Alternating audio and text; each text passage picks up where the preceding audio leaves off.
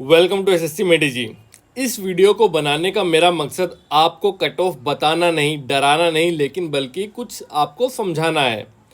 आपको मैं बता दूं कि एसएससी सीएचएसएल 2022 प्री का रिजल्ट जारी हो चुका है और कट ऑफ बहुत ज़्यादा हाई गया, मतलब चौंकाने वाला कट ऑफ है।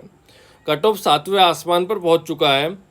अब यहाँ प्रॉब्लम आ रही है कि मान लीजिए आप फेल होते हैं इसमें या पास होते हैं, आपका सीजीएल 2022 निकला हो या ना निकला हो, सबसे बड़ा प्रॉब्लम है उन लोगों के लिए जिनका सीजीएल 2023 देना है और ख़ास करके प्री एग्जामिनेशन को देना है। तो मैं यहाँ पे आपको कुछ चीज़ें समझाना चाहता हूँ।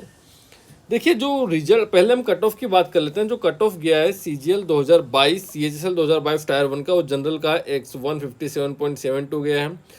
एससी का गया है 135, एसटी का 125, ओबीसी का 153, ईडब्ल्यू का 151 और बाकी सब कैटेगरी का इस प्रकार दिया गया है। टायर 1 में 40,224 कैंडिडेट्स को सेलेक्ट किया गया है। तो यहाँ पर जो कट ऑफ के आंकड़े आपको दिख रहे हैं कि जनरल का 157, ओबीसी का 153, ये अपने आप में काफ़ी ज़्यादा चौंका देने वाला है। मैं आपको ये नहीं कह रहा हूँ कि कट ऑफ कम गई है, कट ऑफ काफ़ी ज़्यादा हाई गई है। लेकिन आप एक चीज़ समझिए, अगर आप एसएससी की तैयारी कर रहे हैं और आप अगर इन सभी चीज़ों से डर रहे हैं, और तो मैं आपको एक चीज़ समझाता हूँ पहले, कुछ भी बोलने से पहले। देखिए, यहाँ पर कट ऑफ हाई है, नो डाउट। अगर मैं बात करूँ सीजीएल 2022 की, सीजीएल 2022 में वैकेंसी कितनी थी? 37,000। मान लीजिए अपडेटेड वैकेंसी जो हम बात करें तो 36,001 वैकेंसी सीजीएल 2022 में है। और यहाँ पर सीजीएल 2022 की प्री की कट ऑफ कितनी गई थी? प्री की कट ऑफ गई थी 114.5 गई थी जनरल और ओबीसी की, और एससी की से थोड़ी, एससी एसटी की से थोड़ी कम थी। ठीक है, अब यहाँ पर 36,000 वैकेंसीज में कट ऑफ कम गई थी। कम कट ऑफ जाने का कारण, दो कारण थे। एक पहला कारण था कि वैकेंसी ज़्यादा होना, वैकेंसी काफ़ी ज़्यादा थी, 36,000 37,000 वैकेंसी थी। दूसरा कारण था कि पेपर का जो स्टैंडर्ड है, पेपर काफ़ी ज़्यादा आसान हो जाना। दो चीज़ें कारण थे।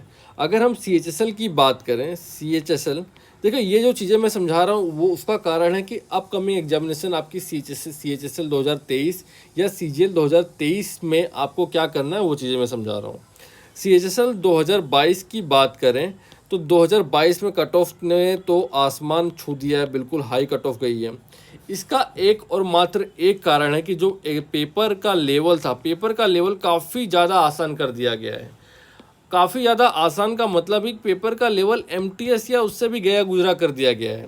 अगर आप प्रीवियस ईयर के पेपर एसएससी सीजीएल के प्री के उठाएंगे, आप 2018 का पेपर उठा लीजिए, 2019 का पेपर उठा लीजिए, 2020 का पेपर उठा लीजिए, आपको पेपर का एक लेवल दिखेगा कि एक लेवल के क्वेश्चन आएंगे।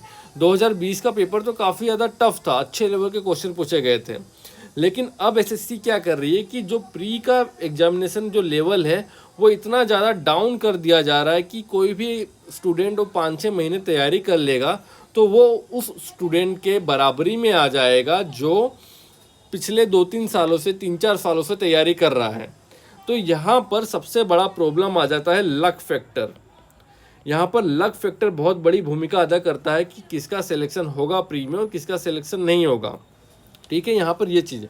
दूसरी चीज़ मैं आपको ये समझाना चाहता हूँ, कुछ 3-4 चीज़ें मैं आपको समझाना चाहता हूँ। दूसरी चीज़ ये है कि आपने, अगर आप सीएचएसएल में मान लीजिए इसमें फेल हो गए हैं तो आप डरिए मत। डरिए क्यों नहीं?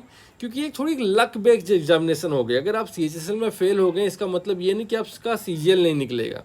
आपने अभी AIR 2 का इंटरव्यू देखा होगा। जो AIR इस बार सीजीएल 2022 में जो रैंक 2 है वो कई सालों से सीएचएसएल में फेल होता हुआ आ रहा है। उसने आज तक सीएचएसएल क्रैक ही नहीं कर पाया वो हमेशा, लेकिन उसने सीजीएल में पहली बार क्रैक किया और ऑल इंडिया रैंक 2 ला दिया।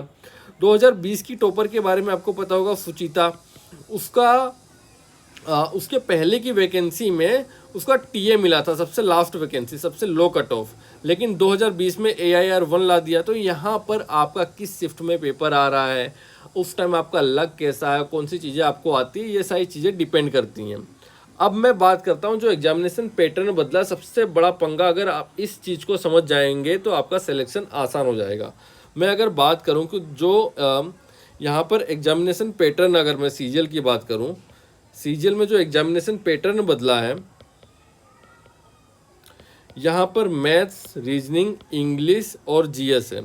इंग्लिश में मैं मेंस की बात कर रहा हूँ। मान लीजिए अगर आप किसी तरह से आपने प्री क्वालिफाई कर लिया, तो यहाँ पर आपको ये देखना पड़ेगा, अगर आप प्री के लिए भी समझ जाइए या मेंस के लिए भी, कि आप कहीं वो पुराने तरीके पे तैयारी तो नहीं कर रहे हैं, कहीं आप यूट्यूब पे टीचर्स के वीडियोस देख देख के गुमराह तो नहीं हो रहे हैं, कि जहाँ पर मैथ्स के टीचर आपस में लड़ झगड़ रहे हैं, कहीं आप ऐसा तो नहीं मैथ्स में काफ़ी ज़्यादा टाइम दे रहे हैं और जो चीज़ें आपका सिलेक्शन करवा सकती हैं उसके ऊपर आप उतना टाइम नहीं दे रहे हैं जितना आप मैथ्स पे दे रहे हैं। सबसे इम्पॉर्टेंट है इंग्लिश में 30, आपने देखा होगा इस बार जो AIR 1 आया है उसके 35 आउट ऑफ 35 क्वेश्चन पूरे राइट है, उसके इंग्लिश में टोटल 135 पूरे मार्क्स मिले हैं, उसी के दम पर उसका AIR 1 आ पाया है।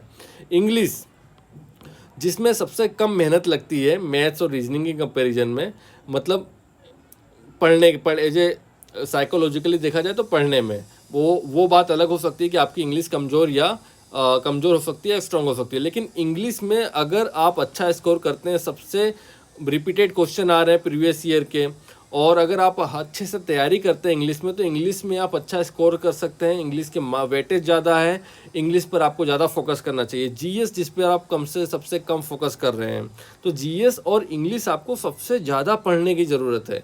मैथ्स में अगर आप मेंस का पेपर भी देखेंगे तो वहाँ पर बड़े ही आसान लेवल के क्वेश्चन पूछे गए हैं। रीजनिंग में भी थोड़े टफ लेवल के क्वेश्चन है, हल्का सा लेवल उठाया है, लेकिन मैथ्स में एकदम आसान लेवल के क्वेश्चन पूछे गए हैं। तो यहाँ पर आपको सबसे ज़्यादा मेहनत है करनी है इंग्लिश और जीएस में। अब जीएस का मतलब ये नहीं कि आप दिन भर करंट अफेयर्स पढ़ रहे हैं, कुछ टीचर्स क्या आप दिन भर करंट अफेयर्स पढ़ाते हैं, कुछ बच्चे दिन भर करंट अफेयर्स ही पढ़ते रहते हैं। आपको सही स्ट्रेटेजी से तैयारी करनी है। करंट अफेयर्स का मतलब ये नहीं कि आप रोज 2-2 घंटे करंट अफेयर्स पढ़ रहे हैं, आपको लास्ट के 1 मंथ में कंपाइलर आती है, वो सब वहाँ से करंट पढ़नी है। बाकी जो प्रीवियस ईयर क्वेश्चंस हैं, प्रीवियस ईयर चाहे सीजीएल के, जीएस में आपको क्या करना है, सीजीएल के प्रीवियस ईयर तो करने ही हैं, CHSL MTS के साथ साथ जो पीसीएस जो स्टेट पीसीएस होती हैं, UP PCS, BPSC, UP PSC, West Bengal PCS, MP PCS, इनके जो प्रीवियस ईयर क्वेश्चंस हैं वो भी आपको करने हैं। क्योंकि एसएससी क्या करती है कि ये जितनी स्टेट के एग्जामिनेशन है, इनके जो प्रीवियस ईयर क्वेश्चंस हैं इन्हीं को रिपीट कर देती है सीजीएल में।